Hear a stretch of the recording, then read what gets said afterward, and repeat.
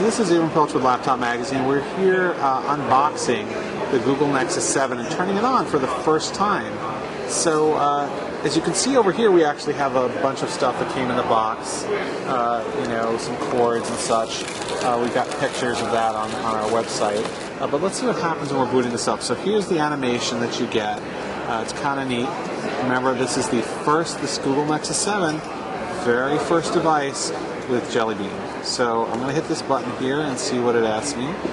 Okay, I've got to select a Wi-Fi network. So let's see. Well, there ought to be the press network here. And here we go. So I'm going to type in. So now we're connecting, and this is what it shows us. Do I have a Google account? Why, yes, I do. All right. Well, I am going to sign into my Google account. So we're signing in for the first time. You know what? We're going to keep this tablet backed up. Next thing. Sure, we'll use Google Location. Our setup is complete, and I have $25 to spend in the Play Store. Very nice. Alright, so let's see what we got right here. So it actually gives me some free stuff in the library right off the bat. We're here on the home screen. We got some neat magazines. We have some movies. What do we get to watch here? Well, we got Transformers Dark of the Moon, I think comes on this. I guess that's appropriate when it's a device that's made by ASUS. We'll see if it starts playing or no. Remembering that the Wi-Fi here is not necessarily the best. We'll see.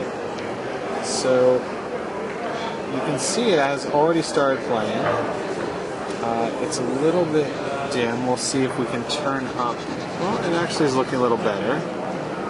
We'll see if we can actually turn up our. So these are the settings for the app. But let's actually go and see if our brightness is all the way up. Okay, our brightness is up. So display. Brightness. No, we're not all the way up. So let's give it our full brightness here.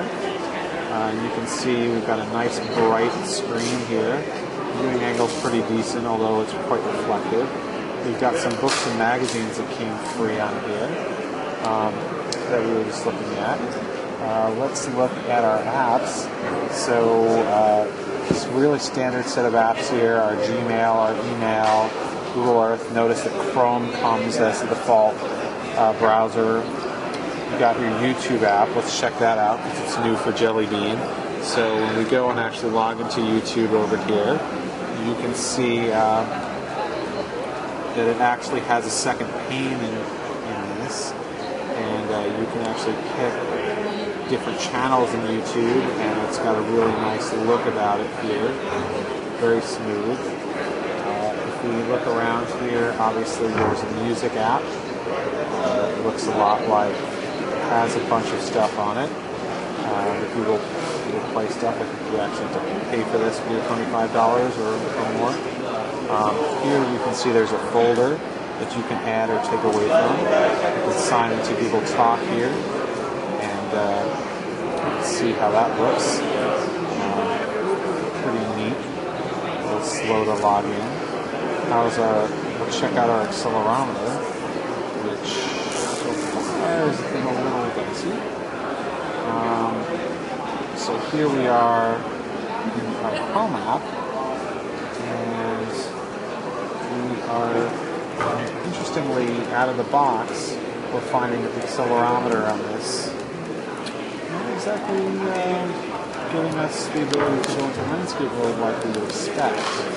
Gotta see if there's a setting there, but let's just try visiting the website real quick.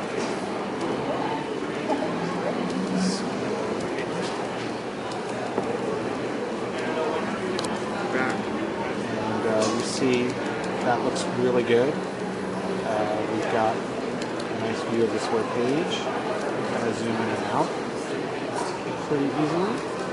Again, it's not rotating, so I wonder if that's something I'll have to check that out later.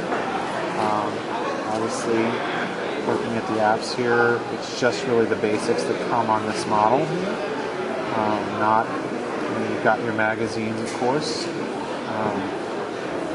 I believe it has a few sample ones here. But so you can take a look at the way the stories are here from Esquire. But it's not loaded with games or any other kinds of things. It's pretty straight out Google experience, except for some of the free magazines you get and the free movie that you get. And it's going to be interesting to see whether this really beats the Fire, but it's supposed to get 9 hours of battery life. It has a higher res screen than the Kindle Fire. At least the current Kindle Fire. We'll see if the new one comes out. And it's got this nice front-facing camera here, although no camera app. You'll have to chat or go on a Hangout. It's got this white back, and this version anyway says ASUS on it to clearly let you know where it's coming from. It's got a micro USB port, which is really neat. I really appreciate that because you don't need a proprietary charger. Got this 3.5-inch jack. No rear-facing camera. So, really neat first Jelly Bean device here, the Google Nexus 7. And this was in Culture Magazine unboxing the Google Nexus 7.